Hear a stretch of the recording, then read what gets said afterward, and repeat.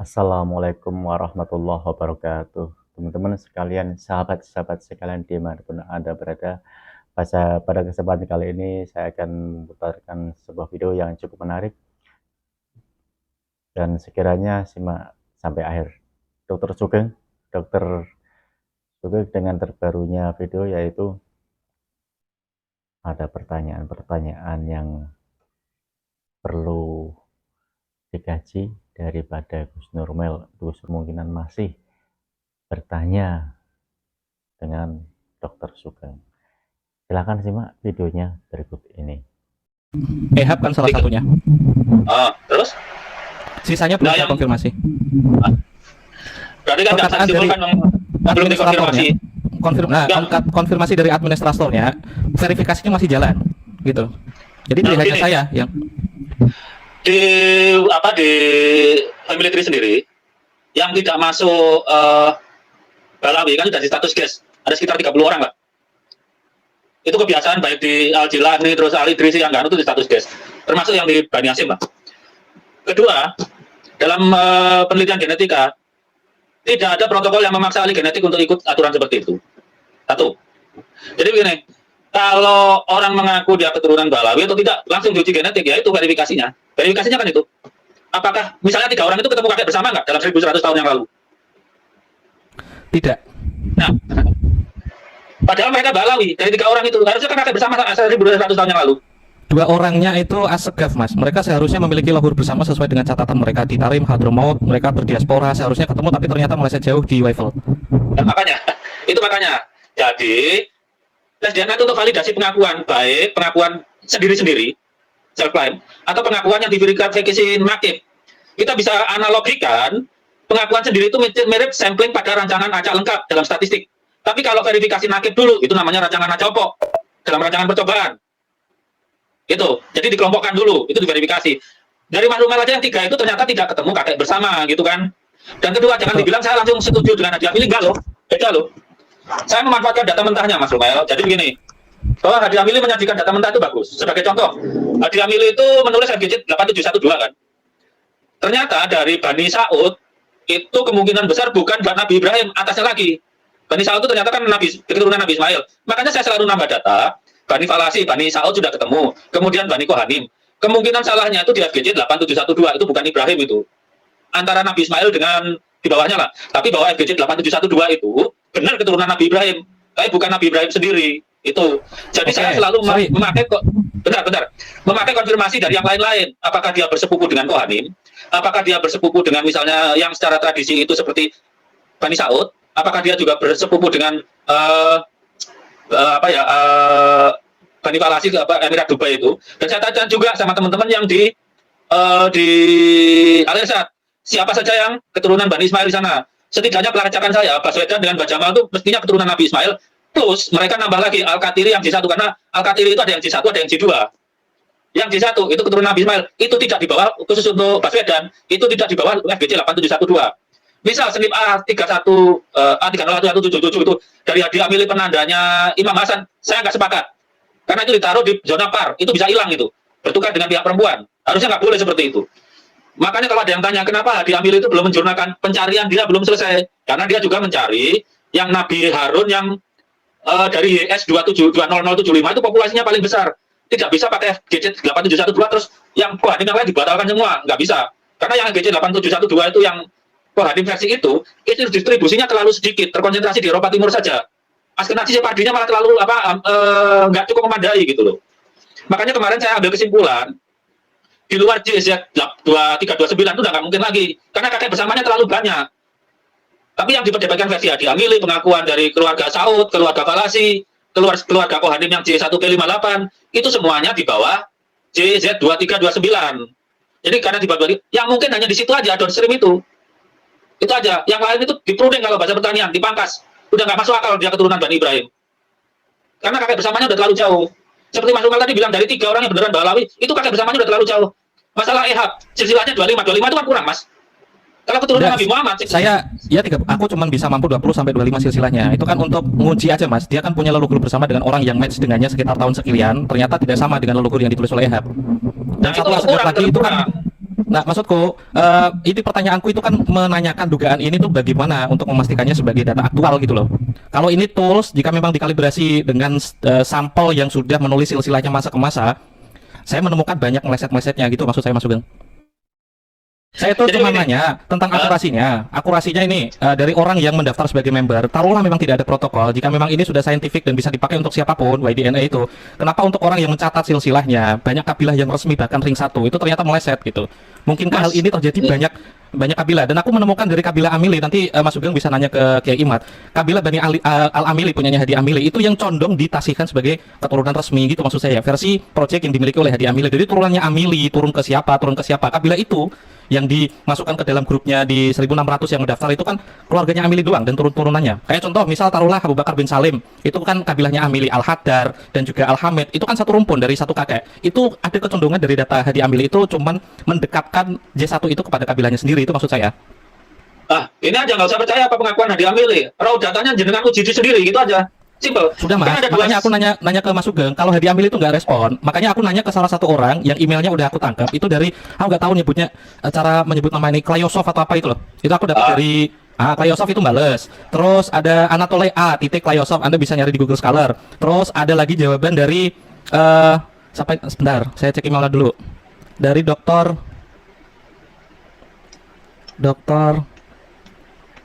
Flavio Berberio. Jadi Profesor Anatole Klayosov itu ngirim email ke Flavio Berberio yang sedang meneliti posibilitas leluhur Abrahamik berdasarkan paper yang dia unggah. Ada diskusi aku dan nangkep. Mereka keduanya itu tidak sampai memastikan atau dalam bahasaku membatalkan atau mengisbat yang dari proyeknya Hadi Amili gitu.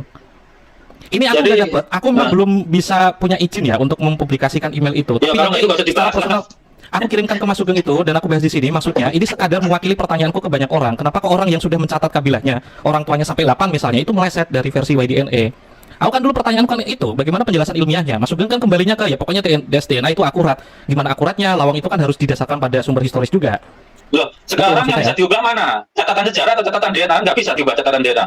Siapa Kalau tahu misalnya toolsnya itu butuh kalibrasi itu Dikalibrasi yang lawan dulu sering. apa? Ayo, kalibrasi itu kan Mas sesuatu Sugeng- yang nilainya pasti. Misal berat 1 kilogram, maaf, berat 1 kilogram, Anda harus mengukur misalnya kalau nggak ada darurat sekali, itu harus 1 liter air pada suhu 25 derajat. Itu lawan kalibrasinya pakai apa? Itu pertanyaanku ke Mas Sugeng, itu bukan kredensiku Mas. Maksudku jika beberapa data yang udah aku kumpulkan dari Hasim Project, Alawi, Arabia itu aku kumpulkan itu meleset jauh gitu maksudnya. Ya kalau kita buat Pertanyaanku biologis nggak masalah meleset, nyatanya begitu. Kan saya udah pakai. Nyari TMRC-nya nggak dari Hadi Amili doang. Seperti Bani Saud itu kalau Hadi Amili bukan Ibrahimi loh. Tapi Iya, Mas. kalau kita memakai data dari Kohanim, dia Ibrahimi. Maksudnya pakai acuan dari loh ya, papernya Profesor Remer loh ya. Bani Saud itu Ibrahimi. Bani Malas juga Ibrahimi. Tapi kalau menurut Hadi Amili yang FGC 8712 itu bukan Ibrahimi, tapi di proyek lain JL 862 bahwa Hadi Amili itu masih menyelidiki kemungkinan di luar FGC 8712 itu sebagai Nabi Ibrahim. Karena jumlah populasinya jauh lebih gede dari JZS 2121. JZS 2121 itu kan isapnya versi yang Bani Hasim. Betul. Jawaban Mas itu loh maksud saya. Kalau ini aku bacakan sedikit dari Anatole Klayosov ya. Ketika saya nanya kok banyak yang rancu di sini, beberapa kabilah yang mencatat this is a cheat, fraud, hoax, and false. Just pick one of them. You cannot do it. Kamu itu tidak akan mungkin memastikannya dengan situs ini. Itu kata dari email aku baca langsung ini dari Anatole Klayosov. Ketika beberapa kasus aku kirimkan ke dia. Nah, gini Mas Ronald, kirimkan dalam masalah DNA itu, gini aja. Mas Sugeng lah ya. Oke. Gini aja, samen pakai cara gini. Samen buangi yang paling nggak mungkin siapa aja. Jangan semua mungkin. Itu penghinaan terhadap perempuan itu. Bukan, dari taruhlah sampel yang sudah saya kumpulkan ya 100 yang sangat mungkin itu cuma 5 dan itu ya keluarganya Amili, Hadi Amili yang sahih J1 sebagai keturunan Nabi dari proyeknya Hadi Amili cuma 5 doang. Sisanya itu Hadi Amili itu Hasani atau Husaini? Sebentar.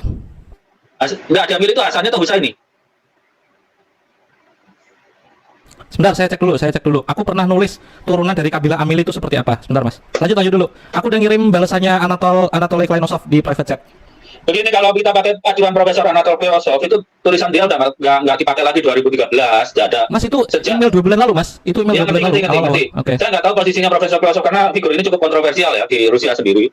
Mungkin orangnya itu mungkin udah jauh sivilistik ya. Tapi begini, perhitungan Profesor Klayosov itu ditentang oleh banyak ahli. Makanya perhitungan TMRCA sekarang tuh pakai SNP. Cuma varian deviasinya kalau makin jauh itu makin lebar. Tapi kalau 1400 tahun sampai itu belum lebar banget lah. Kita mungkin lebih relevan pakai papernya Profesor Balanowski atau Profesor Padi Muras itu lebih baik itu. Jadi beda senip itu antara misalnya katakanlah segaf G dengan EHAP itu berapa, itu bisa kita hitung TMRCL-nya gitu. Jadi silakan nggak percaya hadiah milik, dihitung sendiri aja. Dan kalaupun mendekat hadiah milik itu kan kalau nggak Al-Husaini kan ya.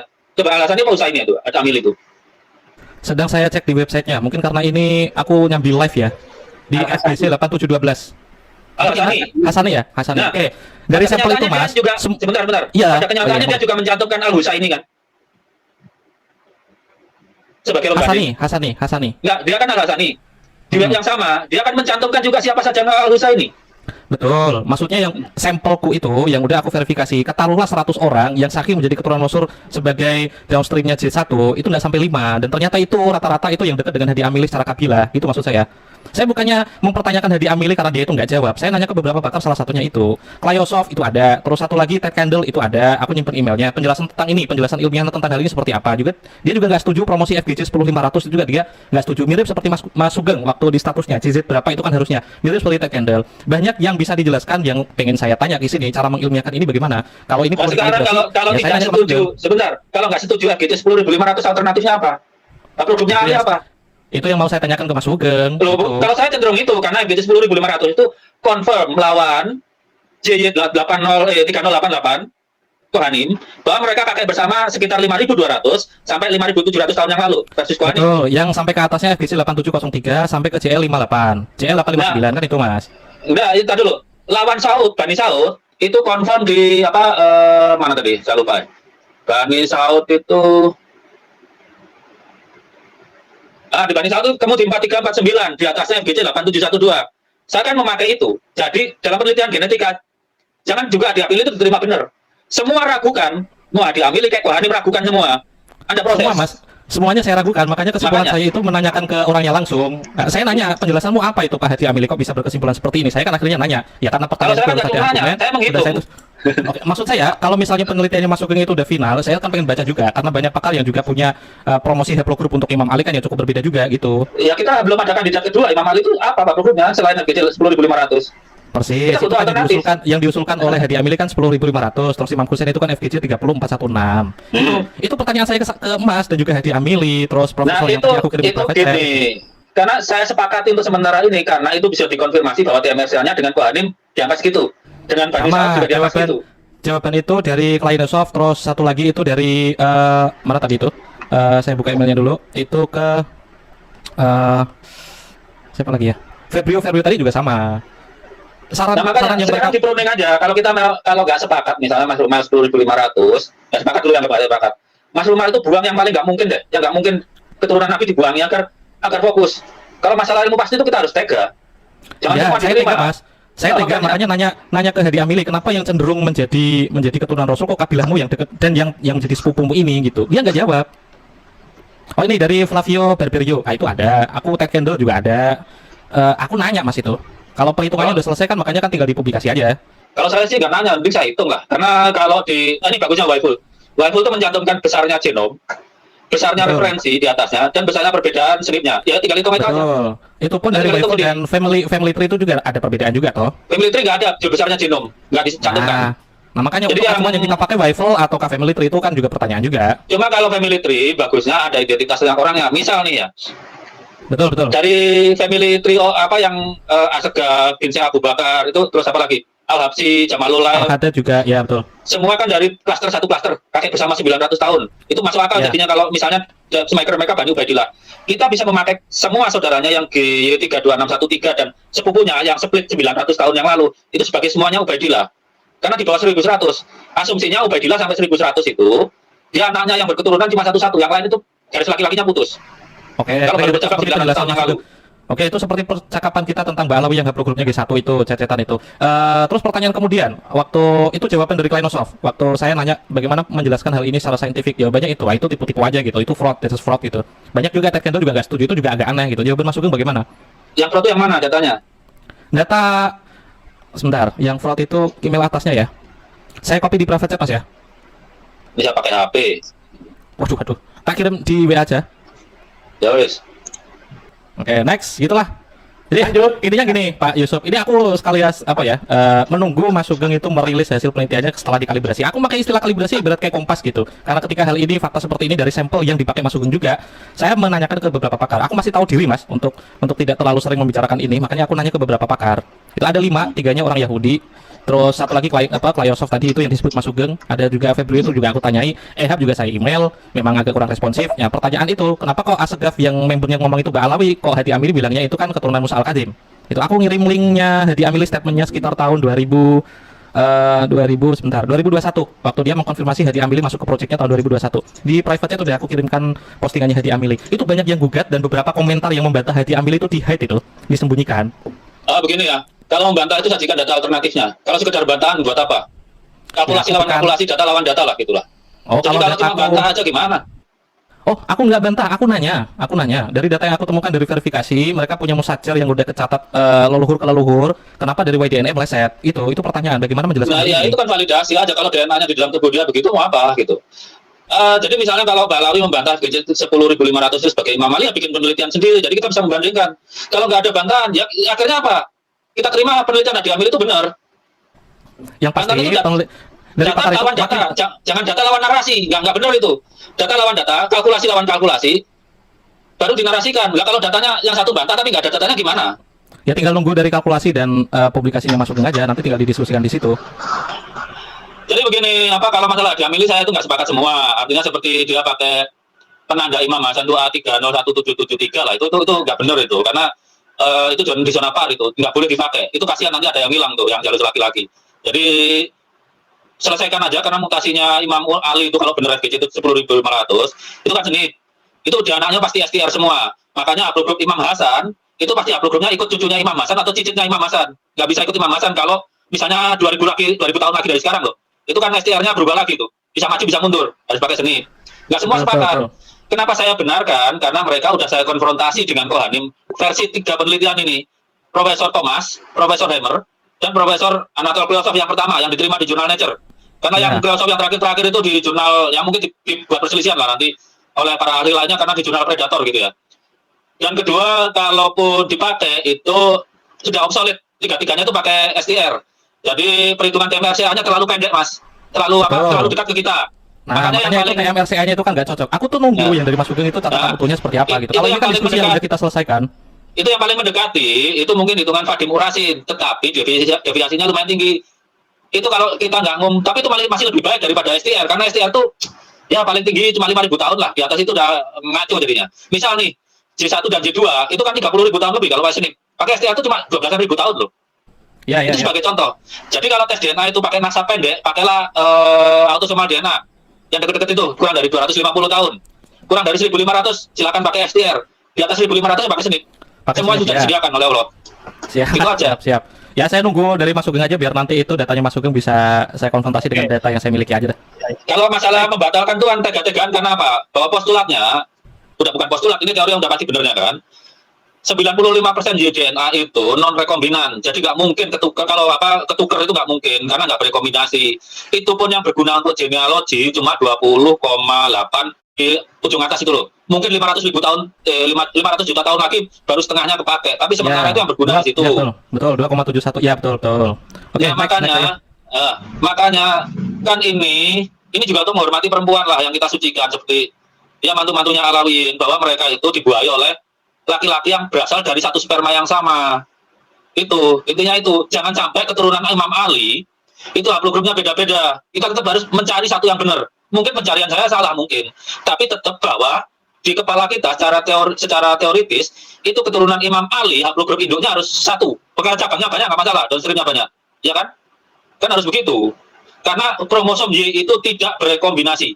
Seorang wanita yang setia hanya bisa dihamili oleh sperma yang haplogrupnya sama dengan mertuanya, sama dengan kakek mertuanya, sama dengan kakek buyut mertuanya, begitu terus. Yang bertambah adalah akumulasi mutasinya makin ke bawah. Tapi penanda marker untuk haplogrup itu nggak bakalan hilang mau 1 miliar tahun lagi. Kalau kita kan nggak ada interest untuk sambung saya juga maaf kalau sambung Wali Songo juga dari jalur perempuan. Itu saja mungkin.